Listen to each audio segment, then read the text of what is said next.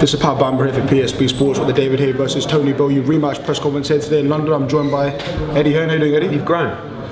Like height-wise? It's the hair. It's the hair. I think, yeah. That's Again, like 4 inches, that is, you know what I mean? Or from last time? No, just in general. Like, you know what I mean? You're actually like 5'3", but with that you're about 5'10". Oh, okay, so this just adds that much height. Yeah, it's good, I like it, yeah. Alright, fair enough. But anyway, we had the official rematch press conference here today.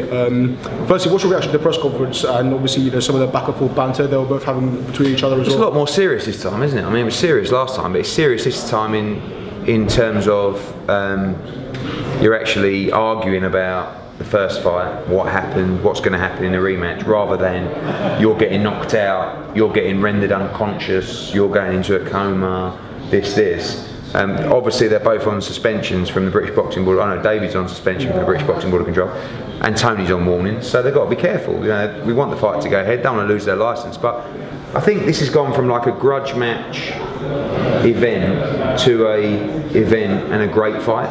This is, in my opinion, one of the best fights in the heavyweight division that can get made, because it's a cruiserweight world champion against a two-weight world champion, and you saw in the first fight it was a good fight.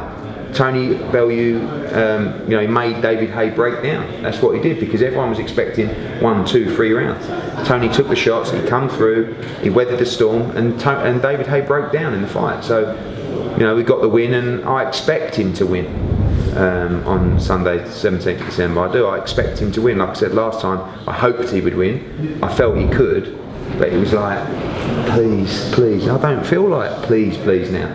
I just feel like, no, you know, it's a tough fight, but go and get the win. A few things about the fight itself. Obviously, first it was a Sunday at the O2, not a Saturday. It was last time it was Saturday, March the 4th. And secondly, Bellew's name first on the poster, last time. And obviously, who walked in first at the press conference, stuff like that. How did that all work out? Well, the press conference wasn't really. Like, people keep asking me about that. All that was you could only go in one door, and Haye was on the other side of the table. So obviously, it made sense for him to go first. Right. I actually said to Tony, should we give it 10 minutes and wait? But he was like, no, let's just go in. But his name is first on the poster because he won the first fight. It's on a Sunday because there was no Saturdays available at the O2. The O2 was the place we wanted to do this fight. It's a venue that David Haye liked, and it's a venue that Tony Bellew is undefeated at in some big fights in his career. The Chilemba rematch, which was a final eliminator for the WBC light heavyweight title, the Masternak fight for the European title, which was really his career on the line, and the David Haye fight. So we wanted to go there. We looked at Sunday, started thinking like, what do you do on a Sunday? You know, you sit at home, don't you? You look for things to do, you watch the football in the afternoon, then you eat a bit, might have a couple of beers, and now at 10 o'clock on Sunday night, you're going to sit back and you're going to watch Bellew against Haye. So, it's alright, do you want to go through it? Go on, it'll be a while. Yeah, go on. Yeah, so you're gonna watch that. So we'll see what happens. The pre-sale sold out in record time. We know we're not going to struggle with tickets because it only holds 17,000. So yeah, we'll see how we get on with Sunday boxing.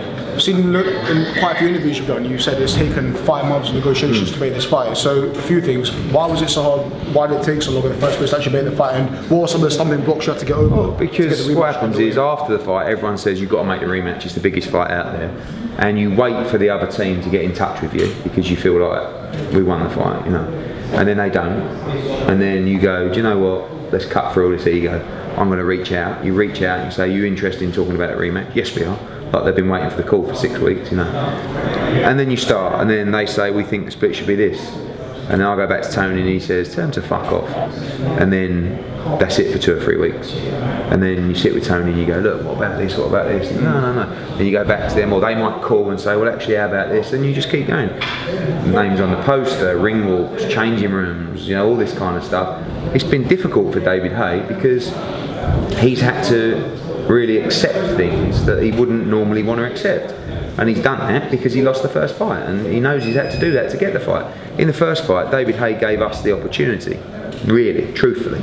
Tony added a lot to the fight, but you know, we were pleased to get the fight. Now Tony Bellew's given him the opportunity, so obviously it was a deal where he had to get what he wanted. In terms of some of the other options Bellew had, what were some of the other avenues you were looking at just in case? It was only really Joseph Parker and Andre Ward for a little bit. But you know, the Parker fight financially just wasn't there. and obviously he looked poor against Hughie Fury, and but it's definitely a fight we could look at after this one. You know, after this fight, Tony Bellew either retires from the sport or fights for the World Heavyweight Championship. So he's had a great career, but I feel like he's improving, he's getting better, and he's very confident going into this fight, as we all are. How do you see the fight going on the 17th itself with Haye'S and Bellew? How's it go? Yeah, how do you see it going? I think it goes very similar to the first fight. I think it's an explosive 5 or 6 rounds, and then Tony Bellew takes over, and I think he could stop him inside 8 or 9 rounds this time. I do. You know, I don't think David Haye's the same fighter. I think his confidence level is very, very low, and I think that was apparent in the press conference. I really do. He didn't have the same aura around him. You know, even in the face-to-face, he just didn't look. You know, does he believe that he's the same fighter? Does he believe he punches as hard? Does he believe he's got the sharpness and the timing? Does he believe that his body can go for a war? I'm not sure. Tony's fine. You know, he's still the fat lad from Liverpool who's going to go in there and prove everyone wrong once again. I'm sure the fans are extremely excited ahead of that fight on the 17th. And obviously yesterday you were out in New York for Daniel Jacobs. You recently signed him. He's fighting Arias, obviously in New York. Firstly, in terms of location, why did you guys decide to go to New York, and what are you hoping to do with the expansion of Matchroom into America? Well, firstly, the New York, obviously Danny Jacobs is from Brooklyn, so there's a lot of boxing in Manhattan and Brooklyn coming up. We're in Long Island, which is about 45 minutes away. Yeah. It's a beautiful arena. Danny's tied with Brooklyn Boxing, who own Barclays and the Nassau Coliseum. We're down there. Obviously you've got Gerald Miller on the card, who's from Brooklyn as well. It's Wack. Yeah, we're fighting Wack's a really good fight, and really what we're trying to do in Matchroom USA is just to expand our business into new markets. You know, when we came into the UK market, no one really wanted to help. All the other promoters and old school managers and was just trying to block us. We took over the game really in the UK, and now we feel like we're doing it all over again in America. Same thing's happening. No one wants us there. Now everyone's trying to block us, you know, block fights. But you just go around your business, do what you do, and hopefully we can repeat the success of the UK in America. What sort of people are trying to block you in America? Is it just that it works. Promoters, broadcasters, matchmakers, people who don't want. It's just exactly the same when I was in the UK. You know, this sort of young fat kid comes in like loads of what's the word, like mouth, and says we're going to do this, we're going to do that. The first thing you do is fuck that, don't let him in here. So you try and block fights. You know, people will be writing legal letters about, oh, I've got him, actually you can't make that fight. You dampen it, trying to stop ticket sales. It's just the boxing business. It happened in the UK exactly the same. You know, when we came into the UK, no one wanted us to do very well. We were the underdog at first, and actually we were getting so much support from boxing fans. Then you take a position of power, and it reverts. It's like, ooh, you know, we don't like you. You've got all the power in boxing. It's like, no, well, we're the same people we were when we were starting out, but we've done well. Yeah. And probably same thing in America now. Actually, people are saying to me, "Go on, Eddie, go and crack America." And in 3 years' time, they'll be saying to me, "Oh, you're evil." You know. So we'll see what happens. But it's all good fun, and Danny Jacobs is a real tremendous individual, great fighter, great story, and it's a real fight against Arias. You know, he was there yesterday, 19-0, big win over Magdamarmev on the Kovalev world card. He can really fight, and Gerald Miller against Wack's a top heavyweight matchup. Is that something like not just a business in terms of expanding into new markets, but does it also help in the sense that you're trying to find maybe a greater pool of talent by going into different markets? It's not really a pool of talent. I can't take on too many. I mean, at the moment we've got our dates for Danny Jacobs. Yeah. So what I would do is, and we've had a lot of approaches from US fighters, but if it's a superstar, no problem. I'll go to HBO and I'll get more dates. But at the moment we're looking to do 4 shows in 2018. Now expanding that to 8 to 10 in 2019, and then from there we'll see what happens. So I'm okay at the moment. You know, we're working with Gerald Miller and Salita. We're working with Danny Jacobs. HBO badly want Kalya Fight to go out there and fight either on our card or on a Superfly card. Okay. We're going to be taking a lot of our UK fighters, boxing on the card on November 11th, and growing them in the US market as well. It's brilliant news for our young fighters. Yeah, so the system works well. Not looking to go out and sign like a dozen fighters because I won't be able to give them the dates yet. So you know, we're fine at the moment. If additional star talent comes in who can headline on HBO, we'll look to sign them and increase our output on HBO.